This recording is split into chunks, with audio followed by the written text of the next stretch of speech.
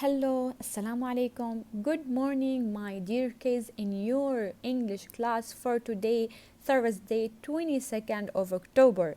For today, inshallah, we will start with a new lesson in Unit 3 after we already finished Unit 2 and we already finished the review of Unit 2. Our lesson of today, page 34.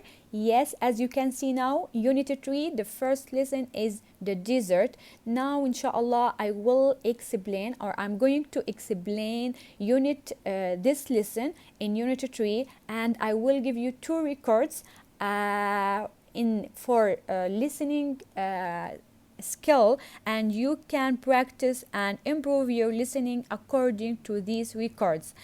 What is the desert and what can you see in the desert? What animals live there?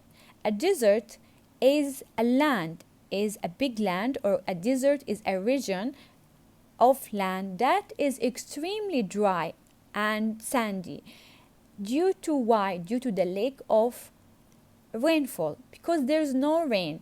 Only plants and animals that are very well adapted to the dry climate survive there. The dry is not that mean is very hot only. In some places the weather there is cold, is like in America and in Canada. The animals that you can see in the desert, for example, the scorpion, tortoise, eagle, and snakes. Also you can find the camels. Now I will give you the video about what is a cactus. It's a type of plants that you can find there. A cactus is a plant that thrives in desert-like conditions. Cacti is the plural form of the word cactus. Almost all cacti are considered succulent plants, meaning they have very thick skin. Cacti are found throughout North and South America, some as even far north as Canada. There are a few varieties of cacti that are also found in Africa. Cacti come in all shapes and sizes. There are some that are tall with different branches, like a saguaro. Other tall cacti have one singular branch. Some are shaped like short round columns and grow in groups. Still other cacti are round like globes. These round plants can grow independently or in clusters. Now in page 35 you have another recorder you can listen. Is related to the continent, and there is a question you have to answer in your notebook from page 35. Now let's listen to the recorder about a continent. When you hear the word continent, what image pops into your head? North America? South America? Africa? Most likely, it is one of the 7 large land areas you learned about in school, the other 4 being Europe, Asia, Australia, and Antarctica. But those names were created based as much on cultural characteristics as on physical ones. A continent is commonly defined as a large landmass separated from other land masses by oceans. But if you think about it, that definition is a little imprecise. For example, Asia, Europe, and Africa aren't separated by oceans.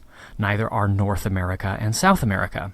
In fact, if you combine those set of land masses, you only get 4 continents. It seems that a continent can be defined in different ways. From the geologic perspective, a continent is not defined by its size, location, who discovered it, or whether it is surrounded by oceans. Rather, it is defined by the rocks it's made of and how it came to be that matter. Yes, my kids, after listen to these records, what you have to do, you have to answer 3 questions in page 35 based on these records. You have only to listen for 3 or maximum 3 times. Yes, 3 times only. Answer the questions, page 34. Question number 1, what is the weather like in a desert? Question number 2, what is the land like in a desert? And what is a cactus? So answer only the 3 questions, no need to answer the 4th one. Then go to the page 34. You have only 1 question. I already put it I already underlined that question, as you can see in the video. What continent do you live in? Just give me 1 word. You live in North America, Asia, South America, or Africa. Choose one of the continent and put it your answer according to what you already heard in the records. Thank you so much, my kids, for your listening. I hope you already enjoyed with this English class. See you tomorrow with a new other English lesson, and keep safe. I miss you, and see you tomorrow, inshallah. Take care. Bye bye.